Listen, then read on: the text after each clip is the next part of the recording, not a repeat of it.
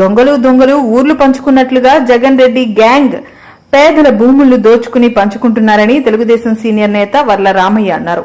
ప్రభుత్వ ప్రధాన కార్యదర్శి జవహర్ రెడ్డి నీతిమాలిన చర్యను ఘర్షిస్తున్నామన్నారు. దళితుల భూమిని అప్పనంగా సీఎస్ కుమారుడికి కట్టబెట్టేందుకే సీఎస్ జీవో నెంబర్ 596 విడుదల చేశారని చెప్పారు. దొంగలు ఊర్లు పంచుకున్నట్లు ఈ ప్రభుత్వంలో సీఎస్ కుమారుడి భూదోపిడీ ఉన్నదన్నారు.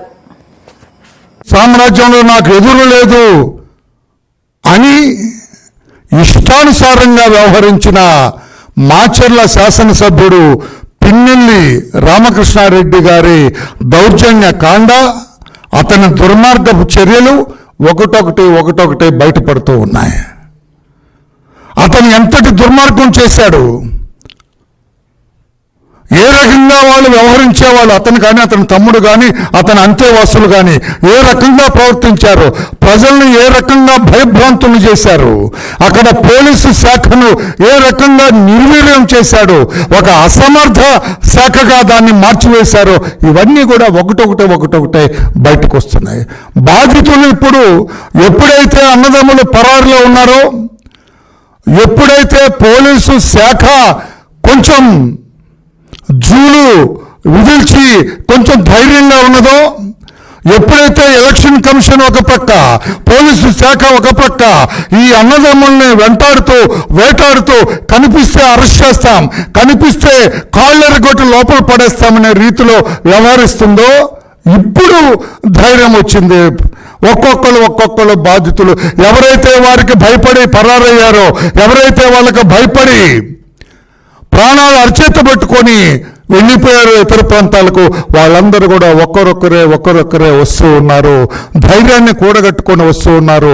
ఇకేం పర్వాలేదు, వాళ్ళ ఆటలు సాగవు, వాళ్ళ కోరలు పీకేశారు అని ధైర్యాన్ని తెచ్చుకొని ముందుకొచ్చారు. అందులో భాగమే ఇక్కడ ఒక బాధితుడు ఉన్నాడు. ఆ బాధితుడిని ఏ రకంగా ఇబ్బంది పెట్టారో అతని మాటలని వినాలని, అతను భార్య బిడ్డలు ఎక్కడ ఉన్నారో, వాళ్ళు బతుకున్నారో చచ్చారో తెలియని పరిస్థితి. నేను అడుగుతున్నందుకే అసలు దళిత వర్గాలకు అసలు స్వాతంత్రం వచ్చినట్లా ఈ భారతదేశంలో? రాజ్యాంగం లేదా? పోలీసు వ్యవస్థని, ఆ మాచర్లోని పోలీసు వ్యవస్థని ఏమనాలి? వాళ్ళు పోలీసులో ఇంకా సిగ్గు లేకుండా ఆ సజ్జల రామకృష్ణారెడ్డి, ఆ అంబటి రాంబాబు వీళ్ళందరూ మాట్లాడతారు అక్కడ. వాళ్ళకేదో ఏది పిల్లలకేదో అన్యాయం జరిగిందట, సిగ్గు ఉండాలి మాట్లాడటానికి, శరం ఉండాలి మాట్లాడటానికి. ఏం సమాధానం చెబుతారు? ఈ మాజీ కులస్తులైన ఈ మాణిక్యరావుకి, వాడి భార్య బిడ్డలకి ఏం సమాధానం చెబుతారు మీరు? తప్పకుండా ఈ విషయాన్ని డీజీపీ దృష్టికి తీసుకెళ్తాం, ఎలక్షన్ కమిషన్ దృష్టికి తీసుకెళ్తాం. ఇప్పుడు ఈ విషయాన్ని అతన్ని వెంట పెట్టుకుని మా ప్లేడర్ గారు మంగళగిరి రూరల్ పోలీస్ స్టేషన్కి వెళ్తారు. అక్కడ 0 FIR రిజిస్టర్ చేయమని కూడా అక్కడ కంప్లైంట్ ఇస్తారు. తప్పకుండా ఇతన్ని చంపడానికి ప్రయత్నం చేసి, మానసిక క్షోభకు గురి చేసి, భార్య బిడ్డలను కొట్టి ఆ వీడియో చూపించడం ఏం సంస్కృతి రా మీది, మీ దుంపల దాకా.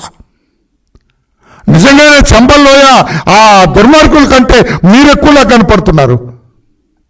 భార్య బిడ్డల్ని కొట్టే వీడియో తండ్రికి చూపిస్తే, తన బిడ్డల్ని కొట్టే వీడియో, భార్యను కొట్టే వీడియో చూపిస్తే వాడు మానసికంగా ఎంత క్షోభకు గురై ఉంటాడండి.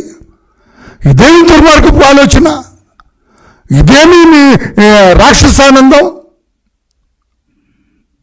ఇదేమి దెయ్యాలు రాక్షసులు చేస్తారు ఇట్లాగా. చాలా బాధగా ఉంది. తోటి కులస్తులుగా నేను చాలా బాధపడుతున్నాను. వాడికి వదిలేస్తే మాచర్లు వెళ్ళరా అంటే చంపేస్తారు. నీ భార్య బిడ్డలు ఎక్కడో ఉన్నారు సార్, నాకు టచ్లోకి రావట్లేదు వాళ్ళు.